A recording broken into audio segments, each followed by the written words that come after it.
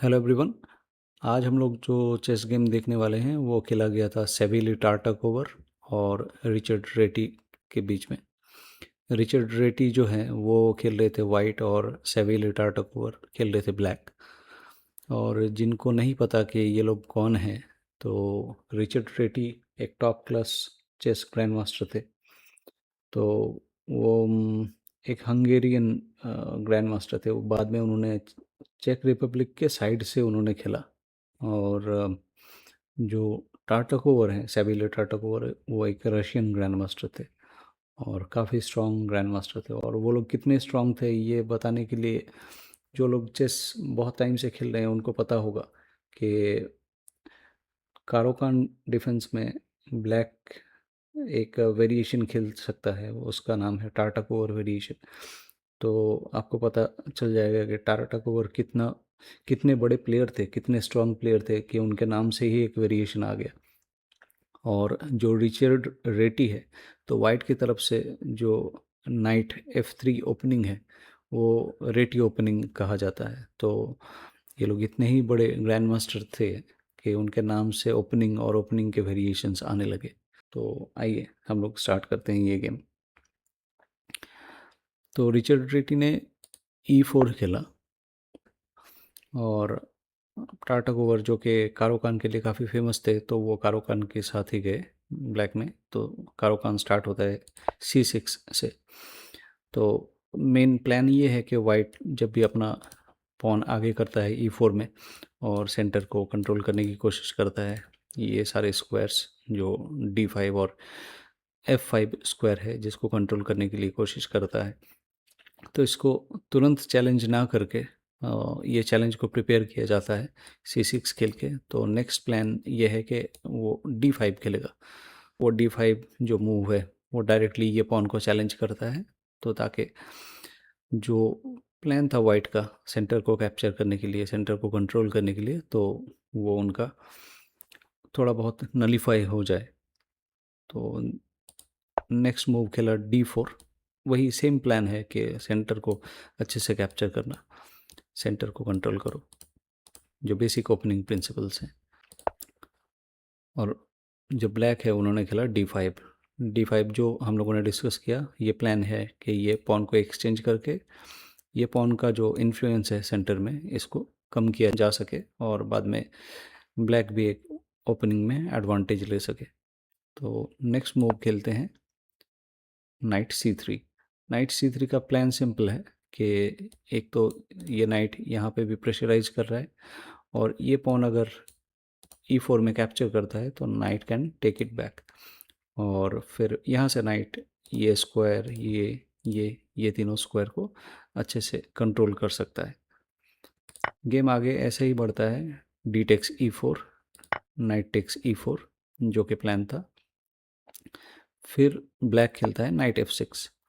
अगर ये night capture करता है ये नाइट को, नाइट F6, ब्लैक के पास दो ऑप्शन है। एक तो ब्लैक ये पॉन के साथ कैप्चर कर सकता है या फिर ये पॉन के साथ। तो ये एक अच्छा मूव नहीं है G टेक्स F6।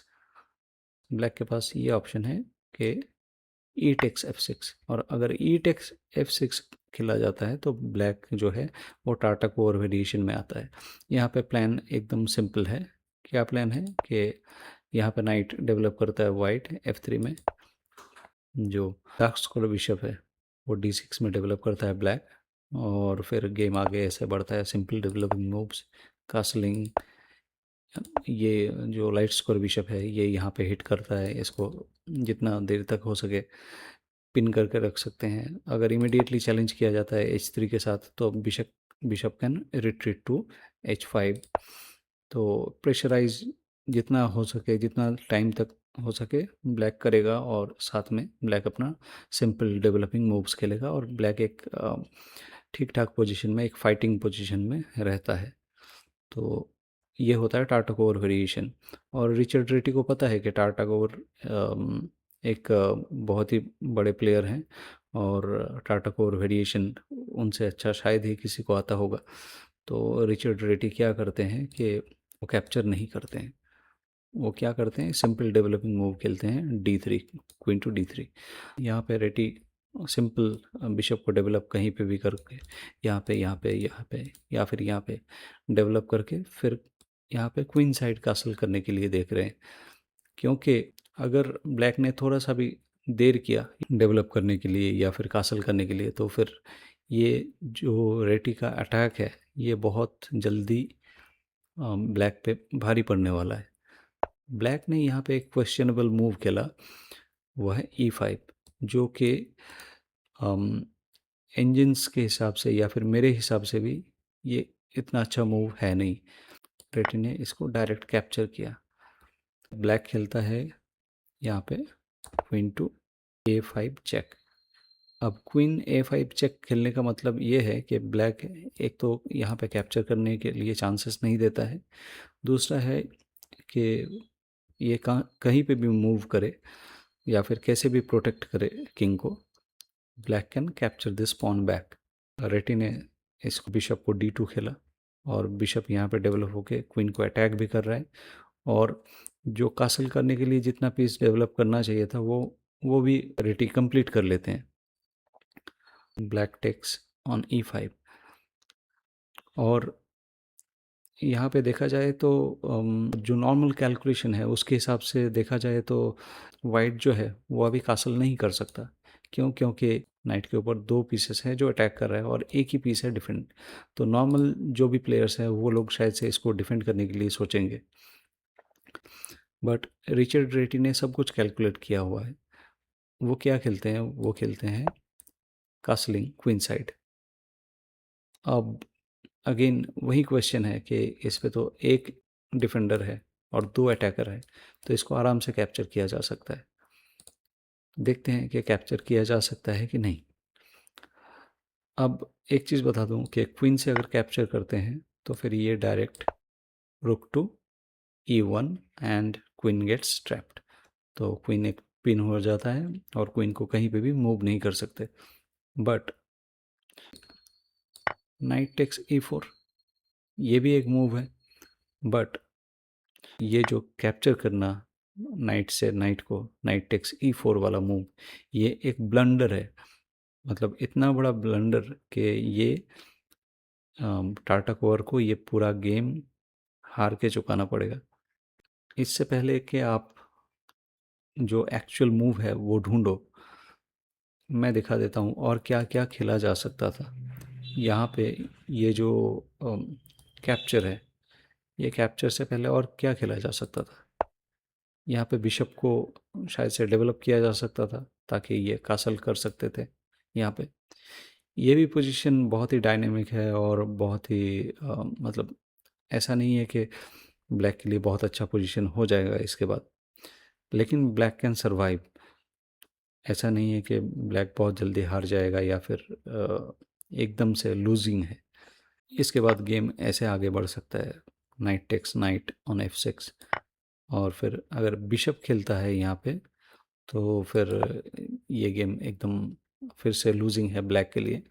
तो ये बिशप से तो नहीं होगा, bishop can not capture on F6, तो queen should capture on F6। और अगर क्वीन कैप्चर करता है तब भी वाइट के पास बहुत ही अच्छे अच्छे मूव्स हैं, डेवलपिंग मूव्स, जिससे जो एडवांटेज वाइट को मिला हुआ है ऑलरेडी वो वाइट कंटिन्यू कर सकता है और धीरे धीरे ब्लैक पे प्रेशराइज बहुत अच्छे से कर सकता है। वाइट खेल सकता है नाइट F3, जो कि एक डेवलपिंग मूव है, और फिर ये कासल कर सकता है। फिर बिशप यहाँ पे जाके क्वीन पे अटैक कर सकता है। क्वीन अगर A6 में मूव करता है, ये एक नॉर्मल वेरिएशन हम लोग कैलकुलेट कर रहे हैं। ऐसा नहीं है कि सिर्फ यही मूव ऑप्शंस हैं, but these are the one of the best moves that white and black both can play. तो उसके बाद ये जो पॉन अटैक में था उसको डिफेंड किया। फिर शायद से ये बिशप इसको कैप्चर करेगा, बिशप टेक्स ऑन G5, फिर knight captures, knight recaptures on G5, और ये पोजीशन में यहाँ पे चेकमेटिंग का थ्रेट क्रिएट किया जा रहा है, जिसको ब्लैक शायद से नलीफाई करने के लिए सोचेगा। और फिर यहाँ पे क्वीन टू G3, और नेक्स्ट थ्रेट ऐसा रहेगा कि बिशप को यहाँ पे डेवलप करे या फिर यहाँ पे डेवलप करे।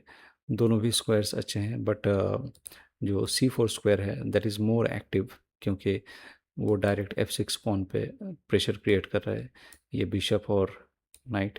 तो रुक का डेवलपमेंट बहुत ही मुश्किल होने वाला है। तो ये सारे ऑप्शंस हैं जो black and white both of them can explore. और अगर H6 खेला जाता है to push the knight back, तो यहाँ पे direct H4 is a great move. क्यों ये ग्रेट मूव है? अगर ये यहाँ पे कैप्चर करता है तो H टेक्स G5, और फिर ये गेम यहाँ पे ब्लैक चाहे तो रिज़ाइन कर सकता है। क्यों? क्योंकि नेक्स्ट जो मूव्स आने वाले हैं वो बहुत ही डेडली होने वाले हैं। कहीं पे भी कुछ भी खेल ले ब्लैक, जैसे कि चाहे तो नाइट को डेवलप कर ले, तो नाइट को अगर डेवलप कर लिया तो move is this queen H4, और नेक्स्ट मूव है यहाँ पे क्वीन H8 खेल के चेकमेट। ब्लैक चाहे तो अपना मटेरियल है वो लूज़ कर सकता है, but black can not win, और वाइट विल डेफिनेटली विन। तो ये तो कोई दो राय है ही नहीं। और क्या खेला जा सकता है? ये जो H4 है उसके बाद H5 खेला, ये फ्लैंक को क्लोज करने के लिए ये पॉन को आगे बढ़ा सकता है, ताकि ब्लैक को लगे कि अब ये जो रुक है उतना एक्टिव नहीं रहेगा और फिर ये अटैक शायद से रुक जाए। बट ऐसा नहीं है, ये पोजीशन में bishop can develop to this D3 square, this is very strong. यहाँ पे ये अटैक कर रहा है और ये जो स्क्वायर है H7 स्क्वायर, ये दोनों पे वाइट का ही पूरा कंट्रोल होगा। लेकिन इससे भी बेटर मूव है बिशप टू C4। अब बिशप टू C4 खेल के क्या होगा? बिशप टू C4 खेलने पे यहाँ पे ब्लैक चाहे तो इसको अगर डायरेक्टली काउंटर करने के लिए बिशप E6 खेलता है तो भी ये एक विनिंग पोजीशन ही है वाइट के लिए। क्यों? क्योंकि यहाँ पे नाइट डायरेक्टली इसको कैप्चर कर सकता है और देखने पे लगेगा कि हाँ इसने भी कैप्चर बैक कर लिया, ये पॉन पे तो अभी कोई प्रेशर है नहीं। बट सडनली कम्स रुक E1। अब ये पॉन पिन हो चुका है, ये पॉन को मूव नहीं किया जा सकता, क्योंकि ये किंग यहाँ पे है, और पॉन को अगर कैप्चर करने दिया जाएगा तो फिर ये दोनों पे अटैक है। तो यहाँ पे ये एक लूजिंग पोजीशन पे चला जाता है ब्लैक। तो ये सारे ऑप्शंस है। वो जो एक मूव है जो उन्होंने खेला था स्टार्टिंग में ही, जो E5 मूव है, वो बिल्कुल भी अच्छा मूव नहीं था, क्योंकि कोई भी अटैकिंग पोजीशंस जो है वो रिचर्ड रेटी छोड़ेंगे नहीं, क्योंकि वो बहुत ही टैक्टिकल और अटैकिंग प्लेयर थे। तो ये जो मूव है E5 वाला मूव बिल्कुल भी ब्लैक के लिए अच्छा था नहीं। लेकिन ठीक है, फिर भी इन्होंने गेम को कंटिन्यू किया। फिर यहाँ पे बिशप डेवलप करने के बाद, ये कैप्चर करने के बाद, फिर जब नाइट इसको कैप्चर करता है, नाइट टेक्स E4, ये एकदम एकदम last nail on the coffin बन जाता है। इसके बाद एक बहुत ही माइंड ब्लोइंग मूव जो वाइट खेलता है, क्या वो मूव आप गेस कर सकते हो? अगर आप ये मूव गेस कर गए और इसका कंटिन्यूएशन आपने अगर गेस कर लिया फुल, तो मुझे लगता है कि आप एटलीस्ट 1800 आपका रेटिंग होना चाहिए, क्योंकि ये लेवल का टैक्टिक ढूंढने के लिए आपको बहुत ही शार्प होना पड़ेगा। तो आप ये वीडियो पॉज कर लो और 10 सेकंड ले लो, या फिर 15 सेकंड, या फिर 20 सेकंड ले लो, और कैलकुलेट कर लो कि वाइट को क्या खेलना चाहिए, ताकि ये एकदम मैं और कुछ नहीं बता सकता, वाइट के लिए बेस्ट मूव क्या है ये कैलकुलेट करो। और जिसने कैलकुलेट कर लिया वो कंटिन्यूएशन लिख दो, या फिर जस्ट लिख दो कमेंट बॉक्स में कि यू फाउंड इट। तो मुझे पता चल जाएगा कि आप कितने शार्प हो गए, और आपका एटलीस्ट रेटिंग 1800 होना चाहिए। तो मुझे लगता है कि आप लोगों ने पॉज किया ये वीडियो और कैलकुलेट किया, और बहुत सारे लोगों ने इसका सही आंसर ढूंढ भी लिया। लेकिन जो लोग फिर भी ये जानने के लिए बेताब हैं कि एक्चुअल में वाइट ने क्या खेला। तो वो मूव है the great queen sacrifice, queen to D8 check. My god, क्या मूव है। और वो टाइम पे इंजन्स भी नहीं थे, शायद से होंगे भी तो इतने स्ट्रांग नहीं थे। 1910 की बात कर रहे हैं हम लोग। आई एम श्योर कि वो टाइम पे चेस इंजन्स नहीं होंगे, और इंटरनेट तो था ही नहीं। तो लेकिन ओवर द बोर्ड ये मूव फाइंड करना, मतलब कितने बड़े प्लेयर ये रहे होंगे। अब देखा जाए तो ये तो एक क्वीन सैक्रिफाइस है जिसको कैप्चर करना ही पड़ेगा, क्योंकि ब्लैक और कहीं जा नहीं सकता। तो ऑब्वियसली ब्लैक कैप्चर्स। लेकिन जो नेक्स्ट मूव है वो और भी फरोशियस है, एकदम डेडली मूव जिसको बोलते हैं। यहाँ पे खेला जाता है बिशप G5 चेक। सिर्फ ये बिशप चेक नहीं दे रहा है, अगर ये बिशप चेक देता तो शायद से तो ये ब्लैक के लिए विनिंग और वाइट के लिए लूजिंग होता, क्योंकि वाइट ने क्वीन सेक्रीफाइस किया हुआ है। इसको कैप्चर कर लेते और ये चेक नलीफाई हो जाता। बट यहाँ पे रुक भी चेक दे रहा है, तो ये एक डबल चेक हो गया। और डबल चेक की ख़ास बात ये है कि जब भी किंग डबल चेक में होता है तो कोई पीस से आप वो चेक ब्लॉक नहीं कर सकते हो, किंग को ही आपको हटाना पड़ता है। बट सबसे बड़ा प्रॉब्लम ब्लैक के लिए ये है कि किंग के पास ज़्यादा स्क्वायर्स बचे नहीं हैं। ये पूरा फाइल रुक ने कैप्चर करके रखा है, ये पूरा डायगोनल जो है ये बिशप ने कैप्चर करके रखा है। तो किंग के पास दो ही स्क्वायर्स बचे हैं, एक ये और एक ये। देखते हैं किंग अगर यहाँ पे जाता है E8 पे, तो एक डेडली मूव आता है, वो है रुक D8 और चेकमेट। ये आप लोगों में से किसी ने अगर मॉर्फी का ओपेरा गेम देखा है तो ये ओपेरा स्टाइल चेकमेट कहा जाता है। तो जिसको वो गेम देखना है वो भी कमेंट में लिख सकते हो, और हम लोग वो गेम देख सकते हैं। तो ये होता है opera style checkmate. But actual में यहाँ पे इन्होंने ये मूव नहीं खेला था। मोस्टली प्लेयर्स तो ये सिचुएशन में रिज़ाइन कर देते हैं, बट बोलते हैं ना कि एक अच्छा प्लेयर एक अच्छे प्लेयर को रिस्पेक्ट देना जानते हैं। तो ये चाहते हैं कि वो चेकमेट पूरी दुनिया देखे, क्योंकि ये वियना में चल रहा था ये गेम, और पूरी दुनिया देख रही थी कि कैसा ये गेम चल रहा है। तो वो खेलते हैं किंग टू C7। यहाँ पे भी चाहिए तो 5-10 सेकंड ले लो और पॉज करके देख लो कि चेकमेट आपको देखने को मिलता है क्या, या फिर बेस्ट मूव कोई है वाइट के लिए जो आपको मिलता है। सो आई होप आप लोगों में से मोस्टली सारे लोगों ने ये मूव फाइंड आउट कर लिया। लेकिन फिर भी जो लोग यहाँ पे देखना चाहते हैं कि क्या इन्होंने खेला था, तो वो मूव है बिशप टू D8 और चेकमेट। कोई भी जगह बचा नहीं है। अगर ये एक्चुअल में नहीं खेला जाता और ये अगर डॉक्यूमेंटेड नहीं होता तो फिर मुझे लगता कि ये एक्चुअल में खेला नहीं गया, ये जस्ट एक इमेजिनरी गेम है। बट ये एक्चुअल में हुआ था। तो थैंक यू एवरीवन कि आप लोगों ने ये गेम देखा। और